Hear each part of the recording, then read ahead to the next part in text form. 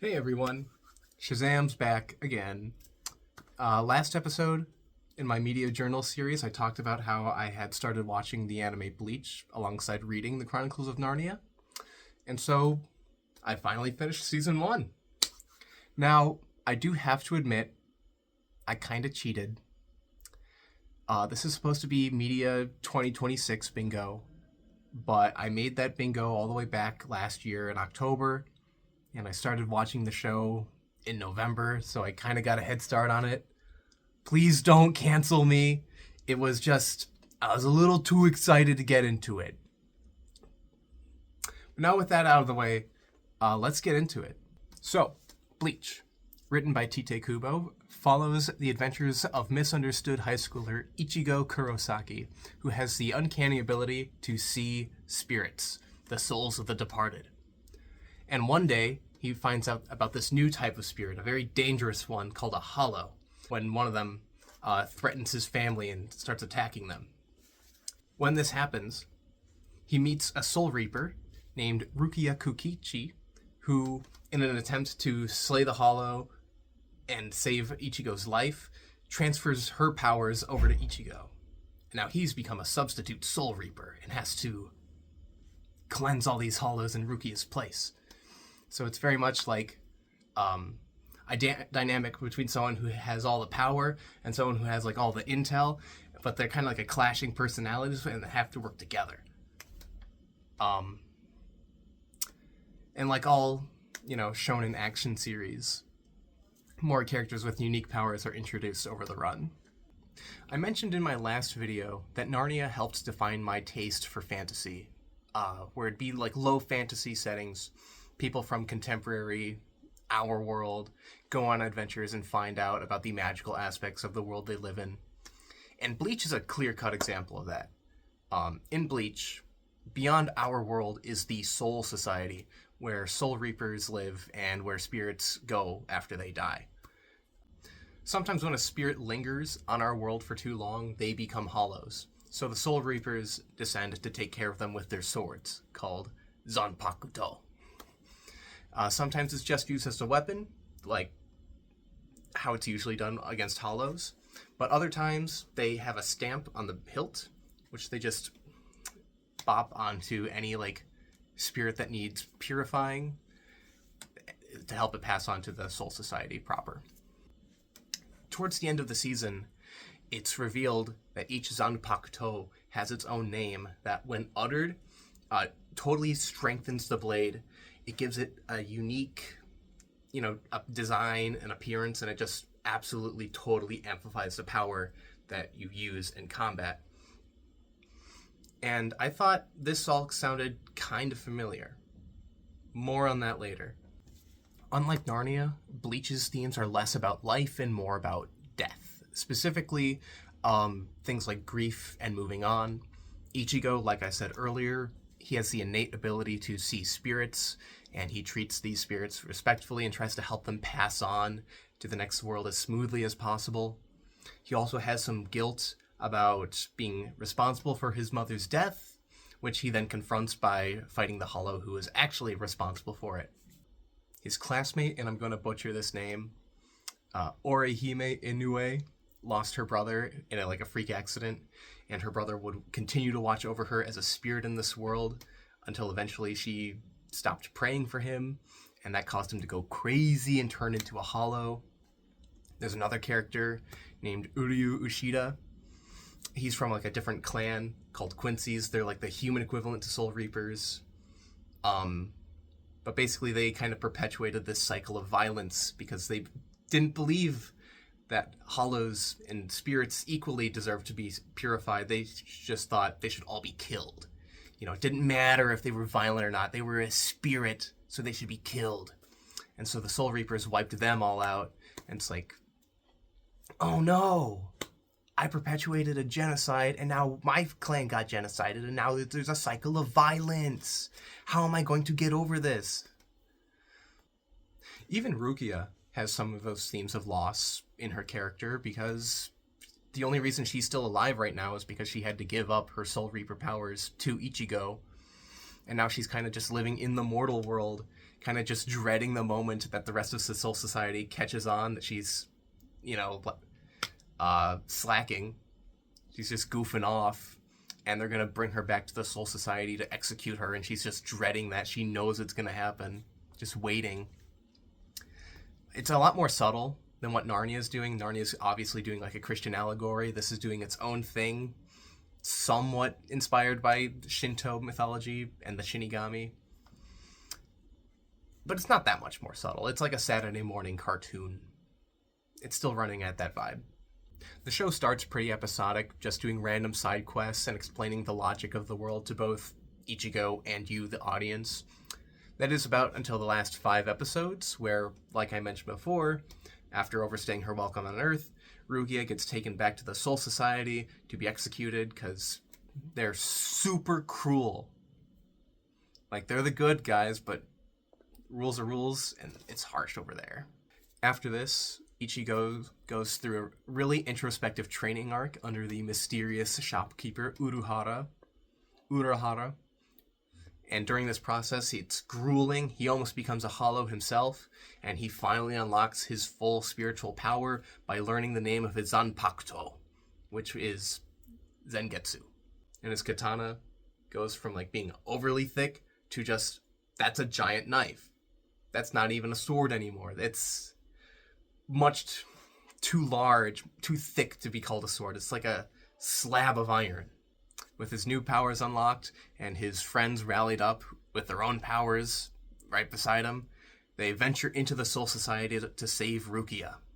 The ending is kind of funny to me because not only does Ichigo not even know that his friends also developed powers while he was doing like substitute Soul Reaper shenanigans, the portal to the Soul Society looks like a knockoff Nether portal, and I just couldn't stop thinking about it. I thought the cast was pretty okay. Like, Ichigo and Rukia are awesome. One's your average trouble-starting shonen delinquent with a compassionate heart under that scowl, and the other is an immortal girl who has to pretend that she's a clueless high schooler and not, like, an elitely trained warrior. It's cute. It's cool. I think I ship them, but at the same time, they're the only 2 characters on screen for, like, the majority of the show, so it's not really even, like, a contest. Other characters get screen time towards the end, but it's like, you'd think you'd want to diversify who gets screen time and who's interacting with who. Like, Ichigo's family and his classmates, they're all pretty one note. Not all. 3 of them are not one note. And I don't think they're going to be plot relevant that much later. Aside from Ichigo's dad, I am aware of a few things about Bleach. I am aware that he is going to become plot relevant later. But the guy in Ichigo's class, who looks and sounds like Yosuke Hanamura from Persona 4, what is he going to do later? What does he offer to this series? I don't like him. And, like, continuing on that idea that, like, these characters just didn't get enough screen time, Orihime, she's very silly. But she just wasn't there, which is weird. She's supposed to be the actual love interest of the show, but she gets no screen time until like the very end. But anyway, Orihime, I think her power set was my favorite out of like anyone in the whole cast because it was the most distinct and fleshed out. She has a pair of hair clips that split into 6 different little fairies, and they can create barriers to protect her and reflect attacks back at other people. I think the indirect and more collaborative approach to fighting suits her really well. She's definitely not as hot-headed as Ichigo, so it wouldn't make sense for her to have a super offensive-based kit. And it might be crazy for me to say this, but this season made me wish she was the main character. Like, Ichigo and Rukia, great duo. Already talked about how much I liked them and thought they were like a really cool pairing. They're always gonna be cool. They're the coolest. But if you're gonna have a show in this format where it like opens up as like sort of a monster of a week thing, the fights have to have like some variety to them, and I didn't think Bleach season 1 had that much variety to it. because all the hollows more or less act the same. Sometimes they have different agendas, but ability-wise and mindset-wise, they're all kind of the same. They just want to, like, eat human souls, and they're going to, like, thrash around and break buildings and, like, grab people and hold them in the air and go, I'm going to eat you. And they just have a wide variety of abilities. And neither did Ichigo. All he had was that giant sword. So if you're going to, like, keep the fights interesting, something's got to be varied. And if the monsters aren't varied, then it's got to be the hero. And that's why I sort of think Orihime would be, like, more interesting to follow during this period of the story.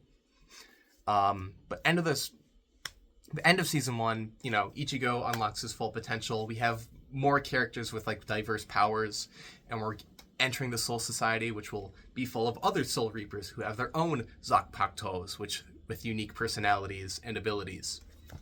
I hope, please let that be true. I don't want to see just a bunch of sword guys swinging swords and being strong and blitzing each other. It's got to be more than that. I need something more than that.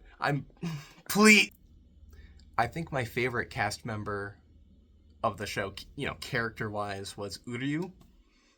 His introduction is an interesting addition to the show because he introduces, like, the lore of Quincy's. Like I mentioned, this other clan of people that hunt hollows, but they hunt spirits indiscriminately. Uryu's the last surviving member of this clan, and like I said, they hunt indiscriminately. The Soul Reapers weren't about that because they're about maintaining the balance between the two worlds, and the Quincy's were upsetting that balance by just eliminating all the stock on their shelves. So Uryu, being the last of his kind, seriously does not like Soul Reapers, which is a problem because Ichigo is a Soul Reaper. And not only does he not like Ichigo for being a Soul Reaper, he thinks Ichigo's a bum and a fraud because he doesn't know anything about the spiritual world. He's just swinging that big sword around willy-nilly, just hoping it kills stuff. And unfortunately, it works most of the time. Basically think of that, like, talent versus hard work meme. That's their relationship. That's Uryu and Ichigo. He becomes like an ally. He kind of chills out after Uryu, in an attempt to prove that Quincy's are better than Soul Reapers, challenges Ichigo to a hollow hunting contest, and the two obviously have to work together because Uryu just bit off more than he can chew. That's what pride gets you.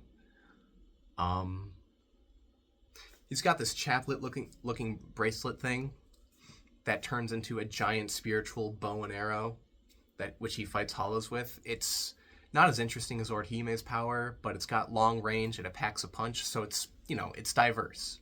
It rounds out the group. You have, like, close range offense, you've got long range offense, and you got defense support ability.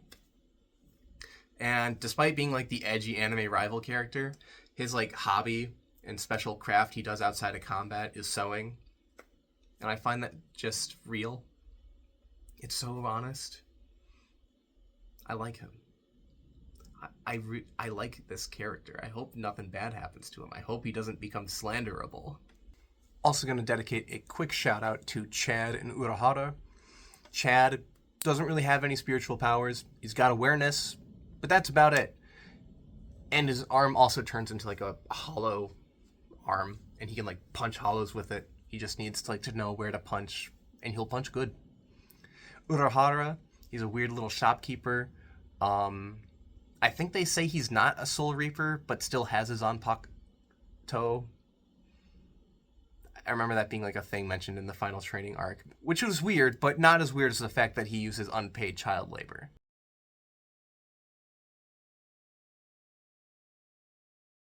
The premise of the show reminded me of a lot of different things.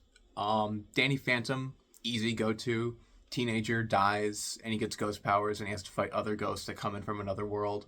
Stylistically, it reminded me of Martin Mystery, though that might just be the spiky 2000s anime art style, and the slapstick and sometimes crude humor the show would have. More telling, and this was the thing I said I'd come back to later, I think the Shadowhunters book series ripped this show off bar for bar. Okay, like, not completely. There's enough unique elements, and Shadowhunters is obviously much more inspired by, like, Harry Potter and Percy Jackson and those other, like, types of urban fantasy stories, but like, for those who don't know anything about Shadowhunters, I'm about to lay down the facts and you're going to see exactly what I mean. Okay, so there's this supernatural, black-clad group of warriors. Normal people can't see them, but their job is to like intervene with like supernatural threats on Earth and protect humans and maintain the balance, even though they kind of look down on humans and they have like an elitist attitude towards them. They have their own government, their own culture, they have like their own world aside from ours. And the main character of each series is a teenage redhead who has the peculiar ability to see these warriors. And they get entangled in these like demon-slaying adventures after meeting like an aloof warrior who was adopted into like a noble family. Now, okay, maybe that's not enough to prove anything, okay? Because like Soul Reapers are based off of Shinigami, Shadowhunters are based off of like Nephilim, and of course there's going to be like those otherworldly, brooding qualities about them. You know, maybe if like Shadowhunters also incorporated the ideas that the swords they use would gain extra powers once you name them. Oh, wait a minute. They do that. And not only do they do that, they name drop Bleach's like competitive series, Naruto, like a bajillion times. There's a character in the series who's a huge Naruto fan. And the author got her start writing fan fiction. She did like Harry Potter fan fiction before getting officially published. There's no way she didn't know about this series. She ripped this off bar for bar. I'm not crazy. So that's going to conclude my thoughts on Bleach Season 1. I thought it was a fun and stylistically unique take on the teen supernatural adventure. The active use of Shinigami and the themes surrounding death was definitely something you don't see very often in this genre, at least not in the West. I think I'd rate it a B-. In a lot of ways, its writing gets its messages across in a much more nuanced way than The Magician's Nephew did. But at the same time, The Magician's Nephew used its characters and world much more concisely, and I didn't feel like I was having my time wasted with things dragging on. I think if I'm going to continue the series, I'm going to switch to the manga. The Soul Society arc in the anime is like 2 more seasons, 20 episodes each. And I don't want to feel like I'm wasting my time on that when I can just follow the story at my own pace, especially now that I'm at college and have classes to worry about. That said, it'll likely be a while until my next entry because my classes ended up being a lot denser than I expected. So don't think that a 4-week interval is going to be the average for this series. Not this year. The bingo card currently looks like this. So either I'm going to finish my copy of Daredevil or lock in and just grind out Kingdom Hearts until the end of the semester and I'll review it then. Or my next entry will be on Dante's The Divine Comedy, since, as fate would have it, that's on my assigned reading for one of my classes this year. Anyways, what did you guys think of Bleach? Was there anything I missed? Leave a comment below and I'll check in with you guys in the next vlog. See ya.